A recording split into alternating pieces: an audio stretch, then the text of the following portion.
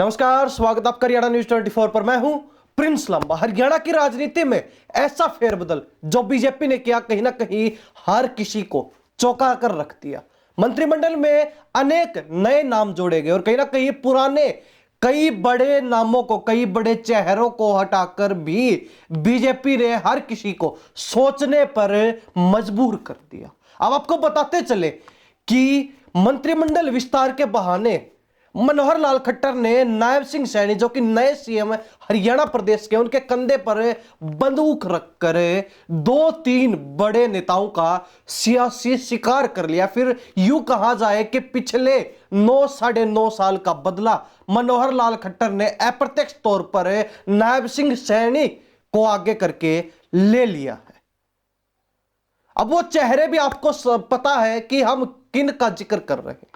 सबसे पहला नाम है राव इंद्रजीत सिंह, जिन्हें अहिरवाल का कद्दावर नेता कहा जाता है और कहीं ना कहीं अहिरवाल की राजनीति में राव इंद्रजीत का वर्चस्व और दबदबा बेहद जाना माना है, पहचाना है।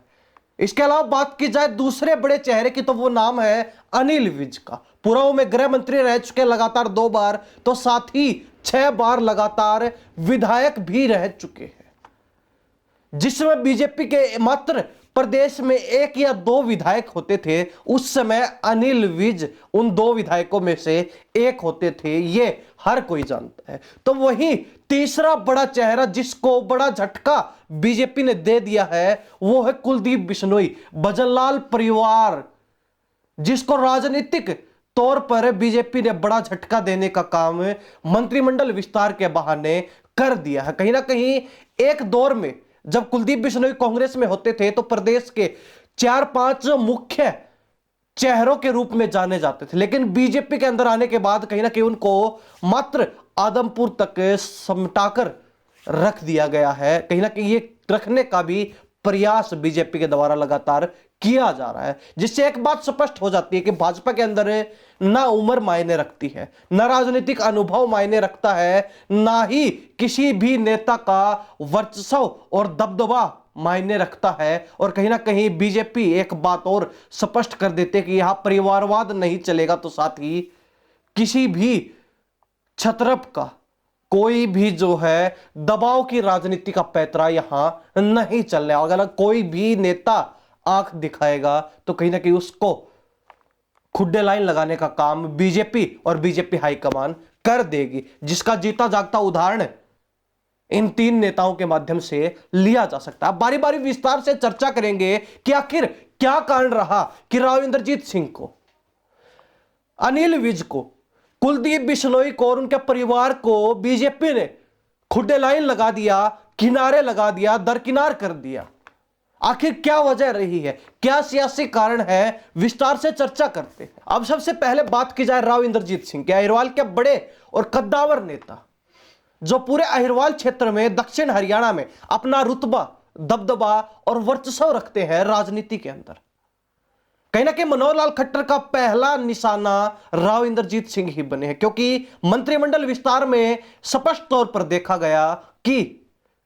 राव इंद्रजीत सिंह के खेमे या फिर उनके समर्थित किसी भी विधायक को मंत्रिमंडल में शामिल नहीं किया गया, ना ही कोई पद मिला, ना ही मंत्री बनाया गया। और इससे पहले जब संगठन का विस्तार हुआ, उस समय भी राव इंद्रजीत सिंह को बड़ा झटका देने का काम मनोहर लाल खट्टर, नायब सिंह सैनी और बीजेपी ने किया था, जिससे यह तो स्पष्ट हो जाता है कि कहीं ना कहीं राव इंद्रजीत सिंह को बार बार अपनी वीटो पावर इस्तेमाल करने का, बार बार आंख दिखाने का कहीं ना कहीं ये खामियाजा भुगतना पड़ रहा है। 2014 में जब बीजेपी पहली बार हरियाणा प्रदेश में सत्ता में आए, उसी समय से जो है राव इंद्रजीत सिंह अपनी वीटो पावर का इस्तेमाल करते रहे हैं और अक्सर जो है हरियाणा सरकार को, बीजेपी की सरकार को दबाने का प्रयास भी करते रहे हैं। और कहीं ना कहीं उनके इसी दबाव की राजनीति के पैतरे के चलते अब जो है बीजेपी उनको किनारे लगाने का, खुड्डे लाइन लगाने का पूरा मन बना चुकी है और उसकी शुरुआत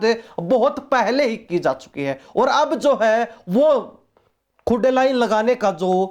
प्लानिंग है वो पीक चल रही है। कहीं ना कहीं नायब सिंह सैनी के नए मंत्रिमंडल का विस्तार हुआ, जिसमें राव इंद्रजीत सिंह के खेमे या फिर उनके समर्थित किसी विधायक को मंत्रिमंडल में शामिल तो नहीं किया गया, लेकिन इसके विपरीत अगर देखा जाए तो जो राव इंद्रजीत सिंह के खिलाफ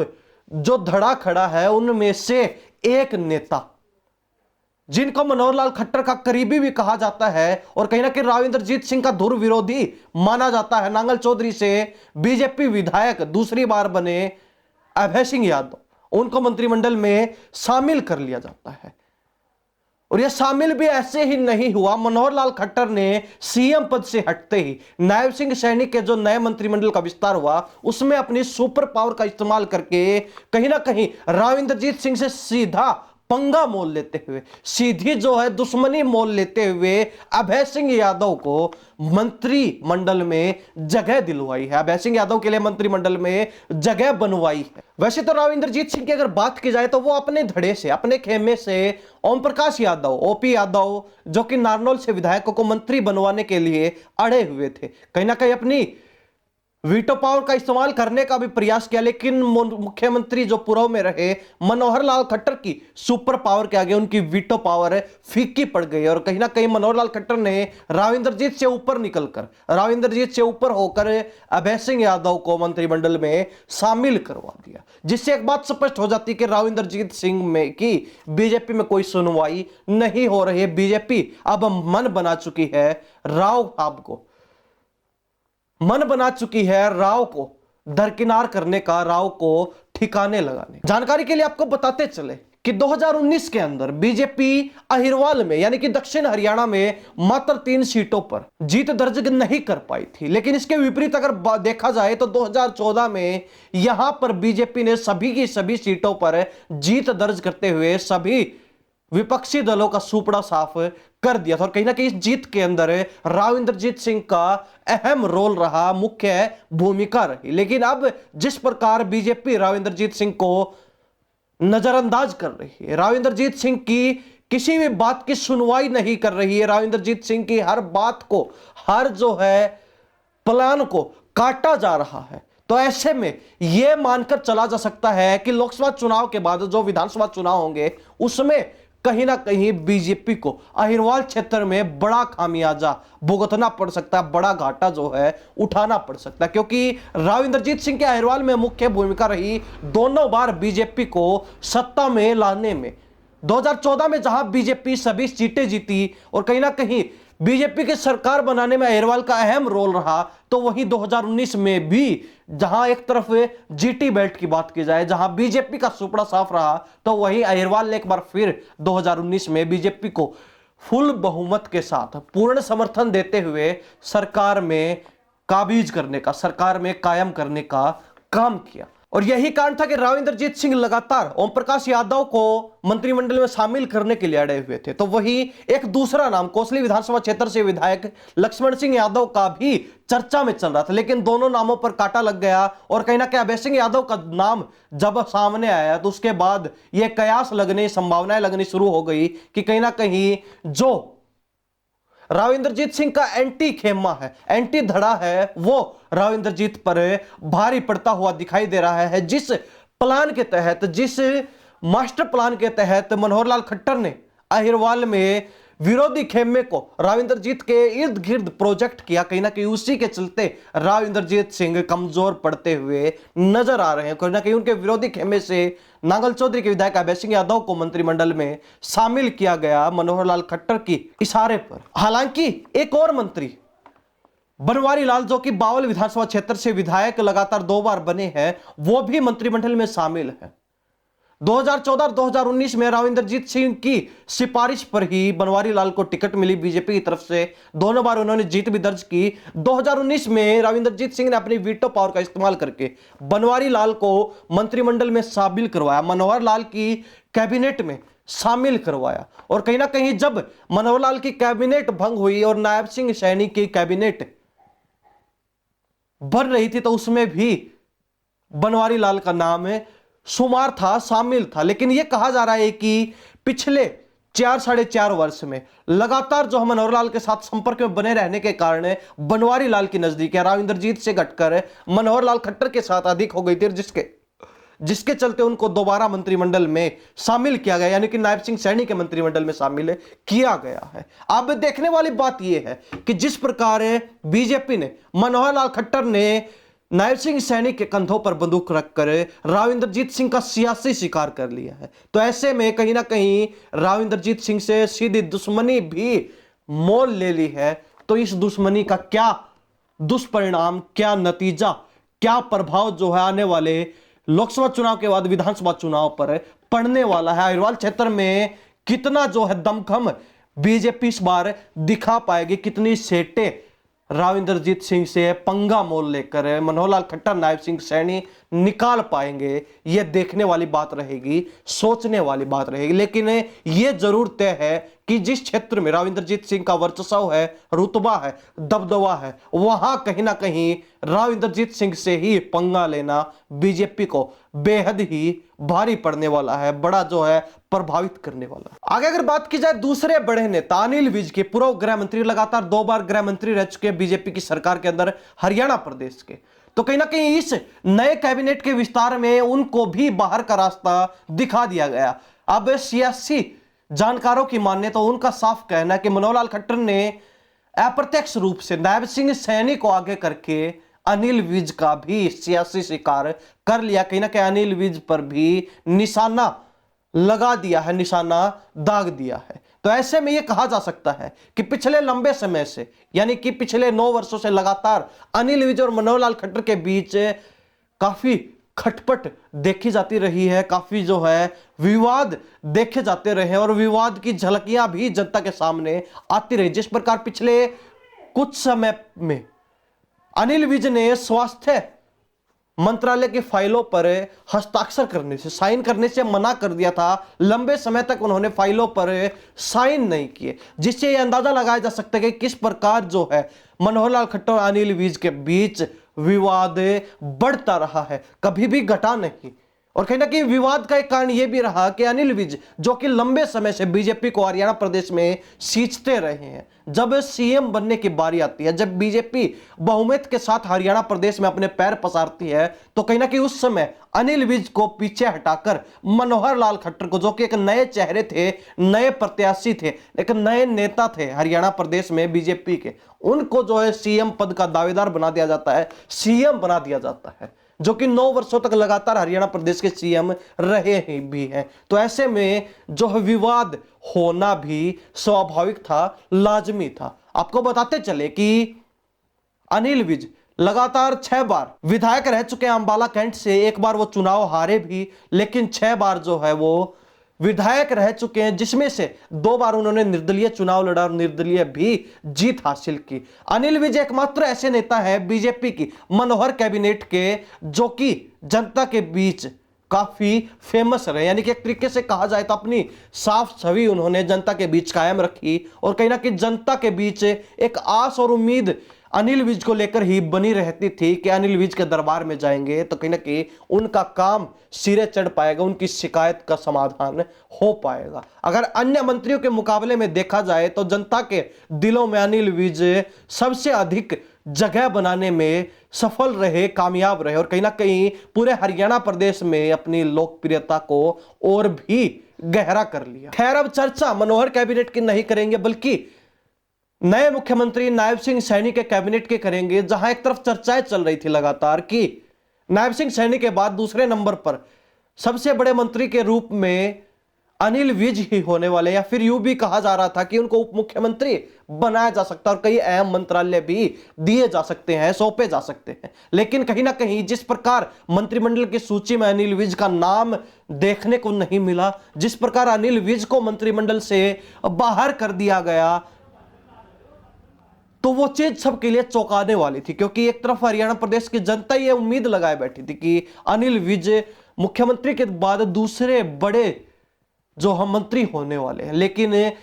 बीजेपी ने अनिल विज को कोई भी मंत्रालय ना देकर, किसी भी प्रकार का मंत्री ना बनाकर सबको चौंकाने का काम कर दिया। अब यह कहा जा रहा है कि मनोहर लाल खट्टर, जो कि खुद मुख्यमंत्री रहते हुए अनिल विज को खुड्डे लाइन नहीं लगा पाया, अनिल विज का पत्ता नहीं काट पाए, तो कहीं ना कहीं अब अप्रत्यक्ष रूप से अपने चेले नायब सिंह सैनी को सीएम की गद्दी पर विराजमान करके कहीं ना कहीं नायब सिंह सैनी के कंधे से बंदूक चलाकर अनिल विज पर निशाना साध दिया है और कहीं ना कहीं अनिल विज का सियासी शिकार कर लिया। वहीं लगातार बीजेपी के नेताओं के द्वारा यह भी कहा जा रहा था कि अनिल विज अक्सर नाराज हो जाते हैं लेकिन जल्दी ही मान भी जाते हैं और इस बार भी उन्हें मना लिया जाएगा, क्योंकि अनिल विज 12 मार्च को जब फेरबदल हुआ हरियाणा की राजनीति में, सियासत में, तो उस समय नायब सिंह सैनी को सीएम चुने जाने के बाद नाराज होकर चंडीगढ़ से निकलकर अंबाला पहुंच गए थे, जहां वो गोलगप्पे खाते हुए भी दिखाई दिए थे, अपनी सरकारी गाड़ी छोड़कर पैदल ही निकल गए थे। तो ऐसे में कहीं ना कहीं यह कहा जा रहा था कि उनको मना लिया जाएगा, लेकिन दूसरी तरफ अनिल विज का बयान आता है जिसमें उन्होंने स्पष्ट कहा कि उनको कोई भी जानकारी नहीं है, ना उनके पास अब तक कोई नेता, मंत्री, विधायक, कोई भी पार्टी का व्यक्ति पहुंचा, ना उनसे कुछ बात हुई, ना उनको किसी प्रकार का मनाने का प्रयास किया गया। यहां तक कि उनको यह भी नहीं पता था कि सीएम बदला जा रहा है, सीएम का किसी और का चयन हो चुका सीएम के रूप में, और कहीं ना कहीं उन्होंने इस बात से भी मना करके पल्ला झाड़ लिया कि उनको मंत्रिमंडल में विस्तार हो रहा है, इस बारे में भी कोई जानकारी नहीं है। ना उनको यह पता कि उनको मंत्री बनाया जा रहा है, ना उनको यह पता कि अगर वो मंत्री नहीं बन रहे तो इसके अलावा किन किन को मंत्री बनाया जा रहा है, किन किन के नाम पैनल में शामिल किए गए हैं। यह अनिल विज का कहना था साफ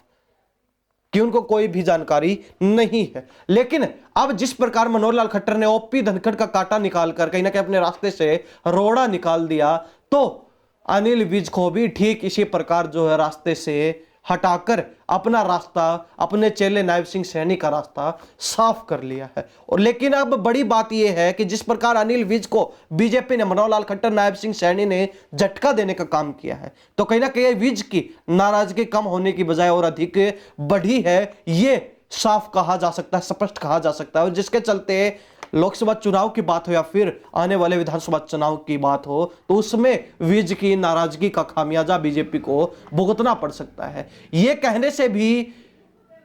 कहना भी गलत नहीं होगा कि अनिल विज का अंबाला की बात हो, पानीपत, कुरुक्षेत्र, कैथल, सोनीपत, जीटी बेल्ट में प्रभाव ना हो, बल्कि उनका काफी अच्छा खासा प्रभाव इस बेल्ट में है। और कहीं ना कहीं अगर अनिल विज की नाराजगी के चलते बीजेपी, और कहीं ना कहीं यही कारण है कि भाजपा अनिल विज की नाराजगी के चलते 1 या 2 सीटों पर हार का शिकार भी बन सकती है, हार का निवाला भी बन सकती है। लोकसभा चुनाव में बीजेपी को घाटा उठाना पड़ सकता है, तो साथ ही विधानसभा चुनाव में विज की नाराजगी का कहर बीजेपी पर अवश्य ही देखने को मिलेगा, अवश्य ही बरसने वाला है। अब बात की जाए कुलदीप बिश्नोई की, जिनको भी बीजेपी ने एक बड़ा जोर का झटका दे दिया है। लगातार कयास थे कि बिश्नोई परिवार से भी कोई ना कोई जो हम मंत्रिमंडल में शामिल हो सकते हैं, यानी कि भव्य बिश्नोई को लेकर लगातार चर्चाएं चल रही थी कि उनको मंत्रिमंडल में शामिल किया जा सकता है, और यहां तक कि उनको मुख्यमंत्री बनाने तक की चर्चाएं, संभावनाएं जताई जा रही थी। और ये चर्चाएं नई नहीं है, बल्कि चर्चाएं उस समय से ही चल रही है जब कुलदीप बिश्नोई अपने परिवार के साथ बीजेपी में शामिल हुए। आदमपुर सीट पर उपचुनाव हुआ, वहां से बीजेपी के प्रत्याशी के तौर पर भव्य बिश्नोई ने चुनाव लड़ा, जीत हासिल की, विधानसभा पहुंचे, और तभी से कहा जा रहा है कि उनको मंत्री या फिर उप मुख्यमंत्री बनाया जा सकता है। और कहीं ना कहीं इसी के चलते कुलदीप बिश्नोई का प्रयोग भाजपा ने राजस्थान के चुनाव में भी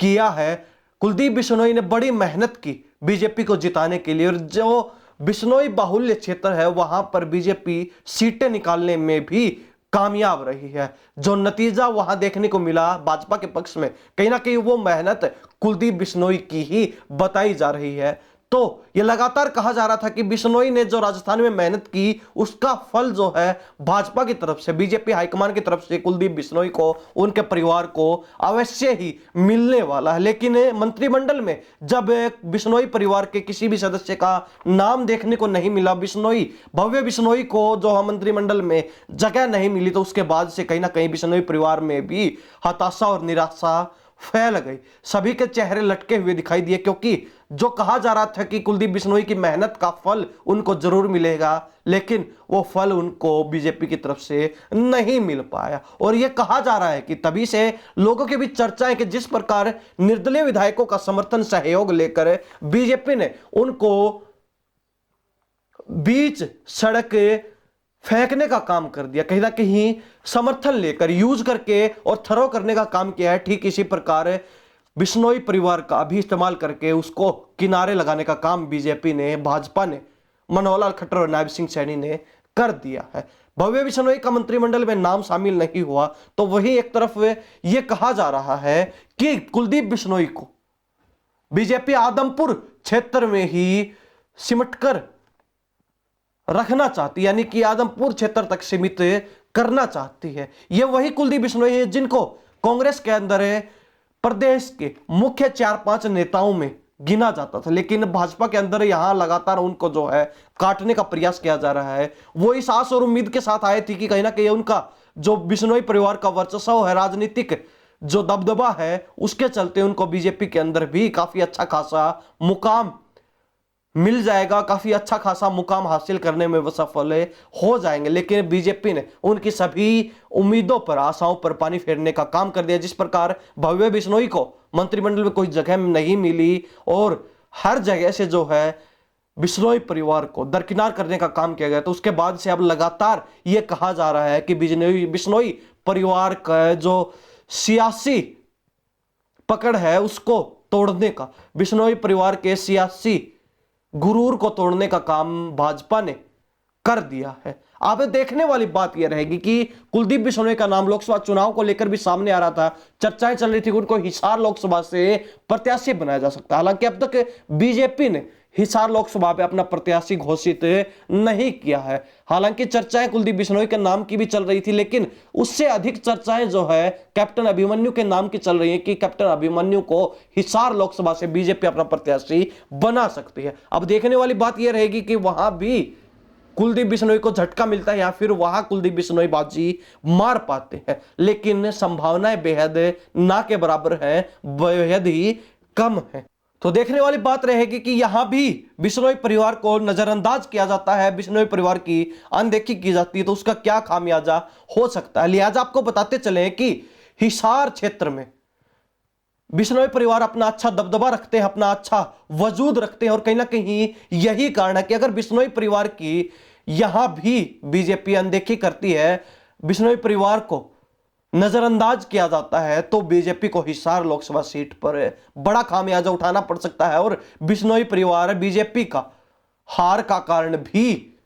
हिसार सीट पर बन सकता है। यह चर्चा आज की तमाम उन बड़े चेहरों को लेकर जिनको बीजेपी ने नजरअंदाज कर दिया, दरकिनार कर दिया, खुड्डे लाइन लगाने का काम कर दिया और कहीं ना कहीं सीधे तौर पर दुश्मनी मोल लेने का काम मनोहर लाल खट्टर और नायब सिंह सैनी ने कर दिया। पहला नाम राव इंद्रजीत सिंह अहिरवाल के बड़े नेता, उनको कहीं ना कहीं नीचा दिखाने का काम बीजेपी ने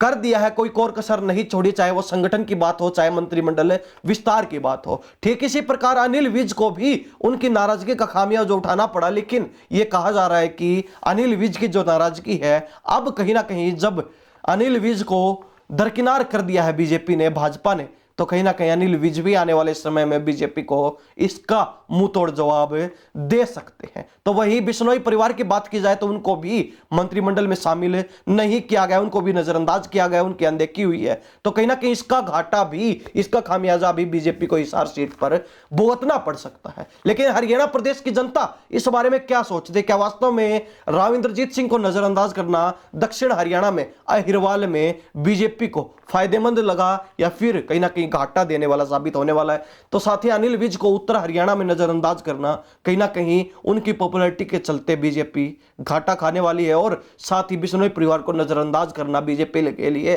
कहां तक सही साबित होने वाला है और कहां तक जो है नुकसानदायक हो सकता है। प्रदेश की जनता क्या सोचती है, कमेंट में अपनी राय जरूर रख दीजिए। इन्हीं सब बातों के साथ मैं प्रिंस लांबा, हरियाणा न्यूज़ 24। नमस्कार, जय हिंद।